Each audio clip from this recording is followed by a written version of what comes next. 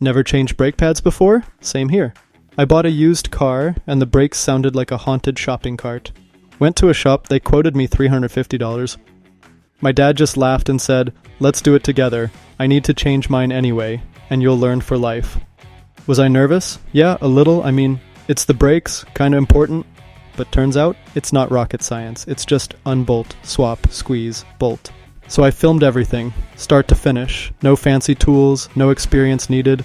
If you've got a car, a jack, and a brain that isn't totally asleep, you've got this. Let's go. First up, tools. And nope, you don't need a lift or a mechanic's license. Just a jack stands, a 14mm socket, and a woodworking clamp. Yeah, the kind you use for DIY shelves. My dad swears by it, so I just nod and hold the camera. By the way, we're working on a Toyota here. But honestly, brake pads pretty much work the same on 99% of cars. So even if you've got a Honda, a Ford, or a beat-up spaceship from Craigslist, this guide will still help. Oh, before we touch anything, you gotta have the right brake pads. First thing my dad told me, make sure you know whether you need front or rear. They're not the same. Good to know. I would have just guessed and hoped for the best. He already looked everything up online and ordered a solid set. Showed me how, typed in the car's year, make and model, double-checked the part number. Then he said, don't buy the cheapest ones unless you like squeaks and brake dust for days. So yeah, no $12 specials this time. He read reviews, picked a good mid-range brand, same quality the shop would use, but way cheaper. Now he's showing me how it's done, and I'm trying to pretend I'll remember all of this next week. Step 1, loosen the lug nuts before jacking the car. Not off, just enough to break them free. But before any lifting happens, safety check.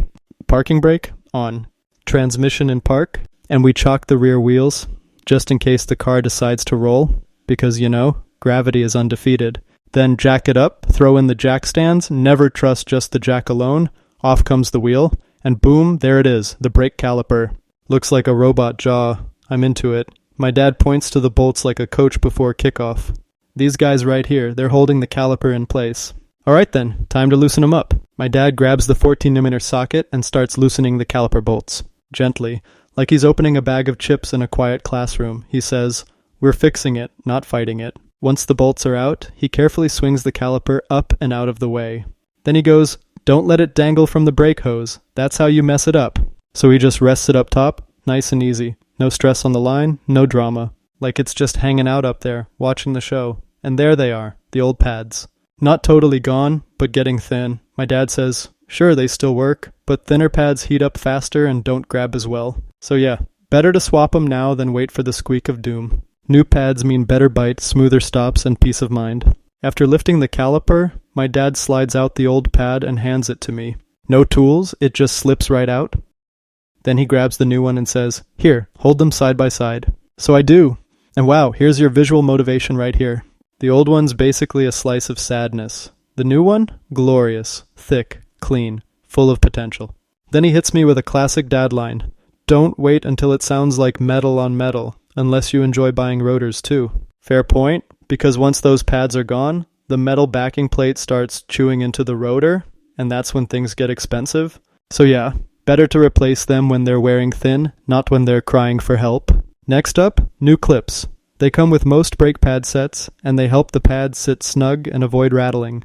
We pop them into place, easy, then we slide the new pads in. They go in with a nice solid click, no hammering, no cursing, and now comes the piston. Basically, when the old pads wore down, the piston inside the caliper moved out to stay close to the rotor. But now that we're putting in thicker pads, we need to push that piston back in so the caliper fits over the new setup. This is where most people pull out a fancy brake tool, but not my dad. He grabs a woodworking clamp, the same kind he uses for building shelves in the garage, and gently starts pressing the piston back. He says, "Go slow, or your brake fluid will fight back."